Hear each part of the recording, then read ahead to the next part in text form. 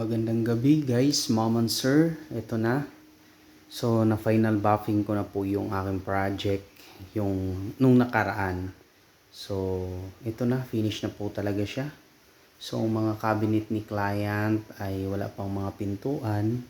Ayan, yung hanging cabinet at saka yung under countertop cabinet. Ito ay tinatawag na buffet table. Ayan, dito na naman tayo sa kabila, mga ka-om guys. Ito naman yung mini countertop. Yan, maliit lang po yung countertop ni client. So, maganda rin naman po. So, kayo na lang pong maghusga sa aking mga gawa, mga ka-om. Guys, ma'am and sir, so ito na. So, ito po yung main kitchen ni client.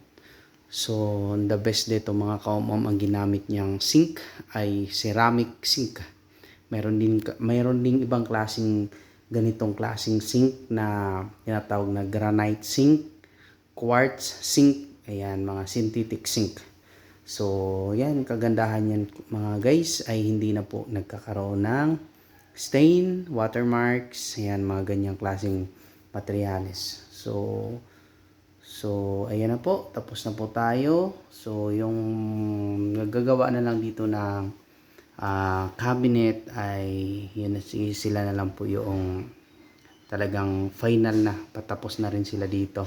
Ayan, ang hanging cabinet, yung ano na lang po, yung mga pinto, tsaka yung under countertop ng mga pinto. Guys, ma'am and sir, maraming salamat. God bless.